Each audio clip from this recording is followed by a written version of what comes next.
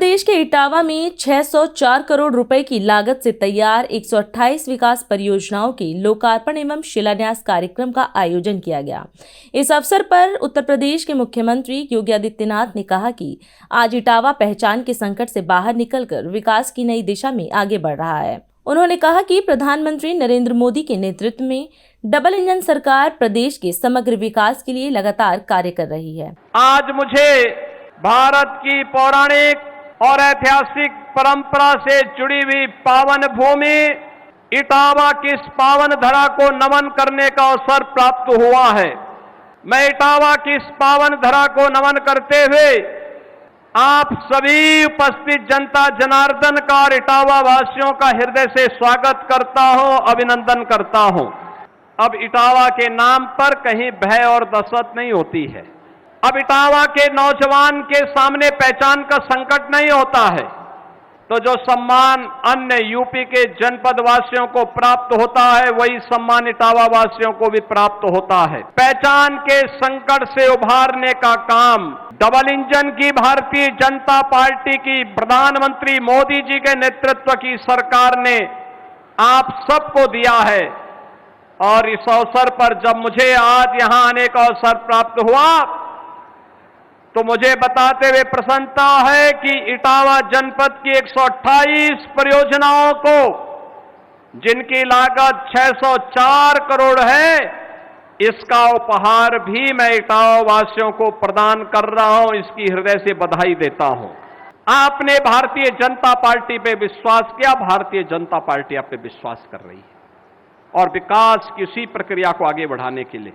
बहनों और भाइयों, आज आप देख रहे होंगे आज फराटेदार तरीके से यहां पर एक नई व्यवस्था आगे बढ़ रही है।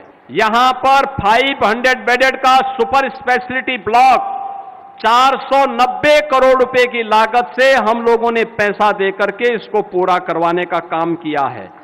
232 करोड़ की लागत से 300 बेडेड गायनी ब्लॉक को भी यहां पे बनवाया है। अब यहां का आयुर्विज्ञान संस्थान तेजी के साथ आगे बढ़ रहा है। 540 गांवों में यहां पे 1000 करोड़ रुपए की लागत से जल जीवन मिशन के अंतर्गत कार्य चल रहा है और 2,33,000 परिवारों को हर घर नल की योजना से जोड़ने का प्लान है। चतुर्थ फेज में इस कार्य को हम पूरा करने जा रहे हैं।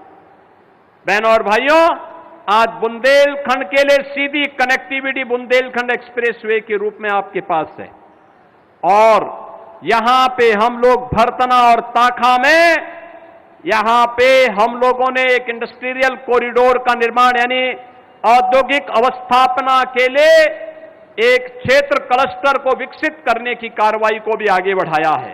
गंगा एक्सप्रेसवे का शाहजहांपुर से लेकर के फर्रुखाबाद होते हुए आगरा लखनऊ एक्सप्रेसवे बुंदेलखंड एक्सप्रेसवे से जोड़ने का कार्यक्रम भी हम लोग इसके साथ इस कार्यक्रम को जोड़ रहे हैं, जिसमें इटावा के अंदर भी 108 हेक्टेयर भूमि का अधिग्रहण करके इस कार्यक्रम को इटावा से भी लाभान्वित करने का कार्य किया जा रहा है।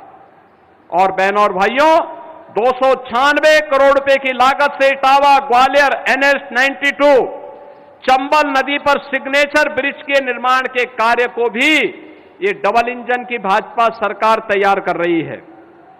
344 करोड़ रुपए की लागत से इटावा कन्नौज NH 91A का निर्माण कार्य प्रगति पर है और 228 करोड़ रुपए की लागत से इटावा से कर्री NH 92 के निर्माण का कार्य भी पूरा हुआ है। 74 करोड़ रुपए की लागत से कानपुर टुंडला रेल सेक्शन पर 2 लेन का फुटओवर ब्रिज का निर्माण, 79 करोड़ रुपए की लागत से यमुना नदी पर सेतु पहुंच मार्ग का और अतिरिक्त कार्य को यह भी प्रक्रिया में है।